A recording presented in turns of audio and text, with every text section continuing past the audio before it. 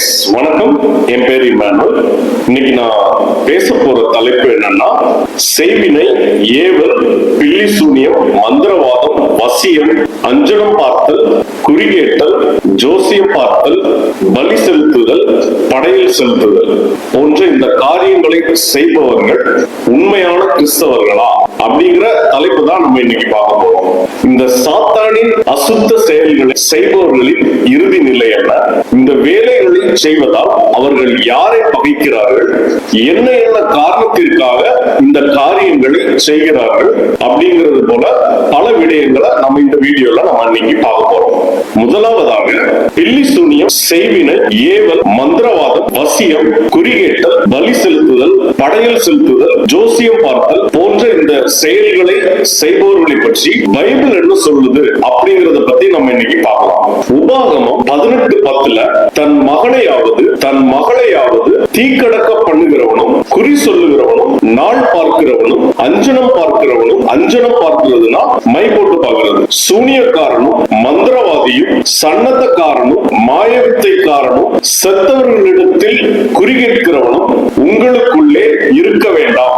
இப்படிப்பட்டவைகளை செய்கிறவன் கர்த்தருக்கு அருவருப்பானவன். 2 நாளாகவும் 33:6 அவன் நாளும் நிமித்தமும் பார்த்து பில்லி சூனியங்களை அனுசரித்து அஞ்சனம் பார்க்கிறவர்களையும் குறி சொல்லுகிறவர்களையும் வைத்து கர்த்தருக்கு கோபம் உண்டாக்க அவர் பார்வைக்கு பொல்லாப்பானதை செய்தான். லேவியராகமம் 19:26 யாதொன்றையும் இரத்தத்துடன் புசிக்க வேண்டாம், குறிகேளாமலும் நாள் பார்க்காமலும் இருப்பீர்களாக. 31வது வசனத்துல அஞ்சனம் பார்க்கிறவர்களை நாடி குறி சொல்லுகிறவர்களை தேடாதிருங்கள், அவர்களாலே தீட்டுப்பட வேண்டாம்.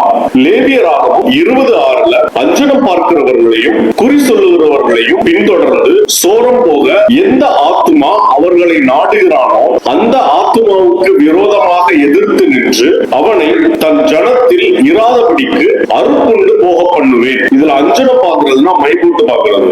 இந்த செய்வினை, ஏவல், பில்லி சூனியம், வசியம், மைபோடுதல், குறிகேட்டல், படையல் செலுத்துதல், பலி செலுத்துதல், ஜோசியம் பார்த்தல் போன்ற இந்த மாதிரி காரியங்களை ஒரு மனுஷன் நாடி போக காரணம் என்ன அப்படிங்கறத பத்தி நம்ம பார்க்கலாம். முதற் காரணம் எல்லாவற்றையும் படைத்த கர்த்தரை பற்றிய அறிவு இல்லாமல். 2வது காரணம் தனக்கு பிடிக்காதவர்களை அழிக்க அல்லது பழிவாங்க.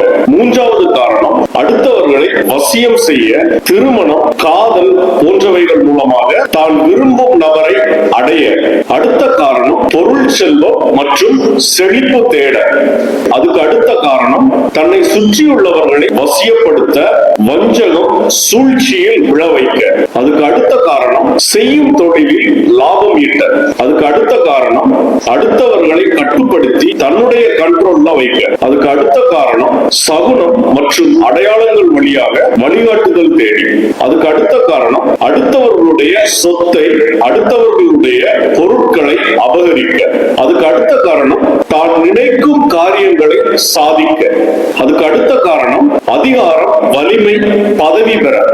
அதுக்கு அடுத்த காரணம் பிரபலம் அடைந்து அதன் மூலம் வருமானம் பெற. அதுக்கு அடுத்த காரணம் சுயநலம் மற்றும் கர்த்தர் மேல் உள்ள நம்பிக்கை இழந்து பொறாமை, வன்கண்கள், எரிச்சல்கள் மூலமாக இது போன்ற பல காரியங்களாலதான் ஒரு மனுஷன் இந்த செய்வினை, ஏவல், பில்லி சூனியம், மந்திரவாதம், குறிகேட்டல், பலி செலுத்துதல், படையல் செலுத்துதல் மற்றும் ஜோசியம் பார்த்தல் போன்ற இந்த சாத்தானின் ஆளுகைக்கு கீழ்ப்பட்ட காரியங்களை நாடி செல்கிறார்.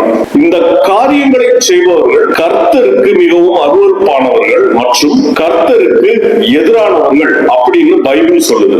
இப்படி செய்வினை, ஏவல், பில்லி சூனியம், மந்திரவாதம், வசியம் செய்தல், மைபோடுதல், குறிகேட்டல், பலி செலுத்துதல், படையல் செலுத்துதல், ஜோசியம் பார்த்தல் போன்ற இந்த காரியம் செய்பவர்கள் கூட நம்ம எப்படி நடந்து கொள்ளணும் அப்படின்னு பைபிள் என்ன சொல்லுது அப்படிங்கறத பத்தி நம்ம பார்க்கலாம். 2 கொரிந்தியர் 6:14-15 அந்நிய நுகத்திலே அவிசுவாசிகளுடன் பிணைக்கப்படாதிருப்பாயாக, நீதிக்கும் அநீதிக்கும் சம்பந்தம் ஏது, ஒளிக்கும் இருளுக்கும் ஐக்கியம் ஏது? கிறிஸ்துவுக்கும் சாத்தானுக்கும் இசைவேது?